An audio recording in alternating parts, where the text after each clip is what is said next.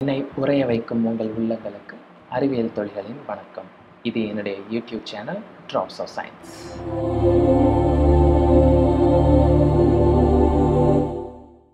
பொதுவாக ஒரு ஏசி ரூமில் நீங்கள் உட்காந்துருந்தீங்கன்னா உங்களை சுற்றி இருக்கிற உலோகத்தாலான பொருட்கள் எல்லாம் பார்த்தீங்கன்னு வச்சுக்கோங்க, நீங்கள் தொடும்போது ரொம்ப குளிர்ச்சியாக உணர்வீங்க. அதே சமயத்தில் அதே ரூமில் இருக்கிற ஒரு மரத்தாலான பொருளோ இல்லை ரப்பராலான பொருட்களோ நீங்கள் தொடும்போது அந்த அளவுக்கு குளிர்ச்சியாக உணர மாட்டீங்க.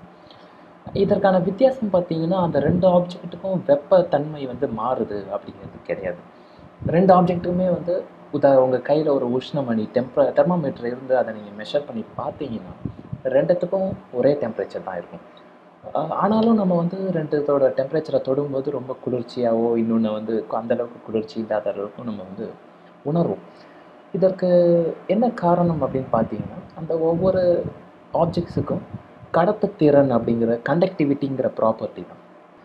இந்த கண்டக்டிவிட்டி எப்படி அந்த வித்தியாசத்தை நமக்கு உணர வைக்குதுன்னு பார்த்தீங்கன்னா, நம்ம இப்போ அந்த ஆப்ஜெக்டை போய் தொடுறோம். ஸோ அந்த பொருள் நம்ம தொடும்போது நம்ம உடம்புல இருக்கிற அந்த டெம்பரேச்சர் வேகமாக நம்மளை விட்டு விலகி பரவும். ஸோ எந்த அளவுக்கு ஒரு பொருளோட அந்த கடத்துத்திறன் கண்டக்டிவிட்டிங்கிறது ஜாஸ்தியாக இருக்கோ, அந்த அளவுக்கு வேகமாக நம்மளை விட்டு அந்த டெம்பரேச்சர் போகும். எந்த அளவுக்கு கம்மியாக இருக்கோ அதோட வேகம் கம்மியாக இருக்கும். ஸோ நம்ம போய் அந்த பொருளை தொடும்போது நம்மளை விட்டு வேகமாக உடம்பை விட்டு அந்த வெப்பம் விலகி போகும்போது நம்ம அதை ரொம்ப கூலாக ஃபீல் பண்ணுவோம். அதே சமயத்தில் மரத்தாலான பொருளை நீங்கள் தொட்டிங்கன்னா அதோட அந்த வெப்ப கடத்த திறன் ரொம்ப கம்மியாக இருக்கும். ஸோ கம்மியாக இருக்குங்கிறது நம்ம தொடும்போது எந்த அளவுக்கு சூடு இருக்கோ அதே அளவுக்கு தான் சூடு ஸ்லோவாக நம்மளை விட்டு விலகும். ஸோ அது ஸ்லோவாக விலகும்போது அந்தளவுக்கு நம்ம அந்த ஆப்ஜெக்டையும் பார்த்தீங்கன்னா ஏதோ வெப்பம் அதிகமாக இருக்கிற மாதிரி நம்ம உணர்வோம். ஆனால் உண்மை என்னென்னு பார்த்தீங்கன்னா, அது 2 ஆப்ஜெக்ட்டுமே அந்த 2 பொருளுமே ஒரே டெம்பரேச்சர் லெவலில் தான் இருக்கும். பட் நம்ம அதை தொடும்போது எந்த அளவுக்கு நம்ம உடம்புலேருந்து நம்ம வெப்பத்தை விலக்கி கொண்டு வரதும் சரி, இல்லை ரூம் டெம்பரேச்சர்லேருந்து நம்ம உடம்பை நோக்கி வேகமாக டெம்பரேச்சரை கொண்டு வரதும் சரி, அந்த கடத்து திறனை பொறுத்து தான் அந்த ஆப்ஜெக்ட் எந்த அளவுக்கு கோல்டாக இருக்குது அப்படிங்கிறத நம்ம உணர்வோம். வெப்பங்களை தொட்டு உணர்றதை பற்றி பேசும்போது ரிஃப்ளெக்ஸ் ஆக்ஷன்ஸ் பற்றி கொஞ்சம் சொல்லணும்னு நினைக்கிறேன். ரிஃப்ளெக்ஸ் ஆக்ஷன்ஸுங்கிறது அனிச்சை செயல். அனிச்சை செயல்னால் மூளையோட பயன்பாடு இல்லாமல் நம்ம உடம்பு செய்யக்கூடிய ஆக்ஷன்ஸ். அதுக்காக முட்டாள்தனமாக நம்ம செய்கிற விஷயம்லாம் இந்த கேட்டகரியில் வராதுங்க. நான் சொல்கிறது மூளையோட உதவி இல்லாமல் வெறும் ஸ்பைனல் கார்டோட, அதாவது முதுகுத்தண்டோட உதவி மட்டும் வச்சு செய்கிறது தான் ரிஃப்ளெக்ஸ் ஆக்ஷன்ஸ். இப்போ இந்த ரிஃப்ளெக்ஸ் ஆக்ஷன்ஸ் உருவானதுக்கு காரணம் பார்த்தீங்கன்னா, நான் என்னோடய ஃபஸ்ட்டு வீடியோவில் ஆக்சுவலாக மென்ஷன் பண்ணியிருந்தேன்.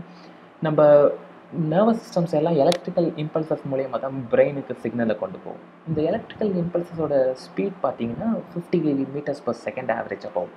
50 மீட்டர்ஸ் பர் செகண்டுங்கிறது நமக்கு உண்மையாலுமே ரொம்ப வேகமான ஒரு விஷயம். ஆனால் உணர்வு அப்படிங்கிற ஒரு விஷயத்துக்காக அதை கம்பேர் பண்ணி பார்த்தீங்கன்னா, அது ஓரளவுக்கு கொஞ்சம் ஸ்லோவான ஒரு விஷயந்தான். ஏன் அப்படி சொல்கிறேன் அப்படின்னு கேட்டிங்கன்னா, இப்போ நான் ஒரு ரொம்ப கொதிக்கிற ஒரு தண்ணியை போய் நான் தொடுறேன் அப்படின்னா, இன்ஸ்டண்ட்டாக நான் தொடும்போது என்னோடய விரலில் இருக்கிற அந்த செல்கள்லாம் செத்துக்கிட்டு வரும்.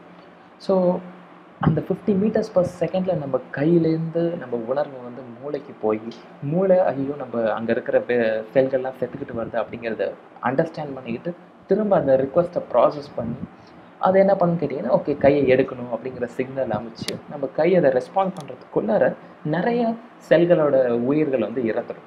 அந்த செல்லோட உயிர்கள் இறக்கிறத கொஞ்சம் குறைக்கணும் அப்படிங்கிறதுனால தான் நமக்கு பிரெயினோட டெசிஷன் இல்லாமலே நம்மளோட முதுகுத்தண்டு டக்குன்னு குவிக்காக ரெஸ்பான்ஸ் பண்ணுறோம். ஏன்னா இங்கேருந்து அந்த சிக்னல் பிரெயின் வரைக்கும் ட்ராவல் பண்ணி அங்கே டெசிஷன் எடுக்கிறதுக்கு பதிலாக நம்மளோட ஸ்பைனல் கார்ட்லேயே அந்த ரெஸ்பான்ஸ் ஜென்ரேட் ஆகி குவிக்காக நம்ம கை எடுத்துரும். இந்த ரிஃப்ளெக்ஸ் ஆக்ஷன் மூலயமா என்னோடய வீடியோவுக்கு லைக் பண்ண முடியாதுன்னு எனக்கு தெரியும். அதனால் இந்த வீடியோ உங்களுக்கு பிடிச்சிருந்துச்சுன்னா கீழே லைக் பட்டன் இருக்கும், லைக் பண்ணுங்கள். இது போல் வீடியோஸ் தொடர்ந்து பார்க்கணுன்னா என் சேனலுக்கு சப்ஸ்கிரைப் பண்ணுங்கள். தேங்க்யூ.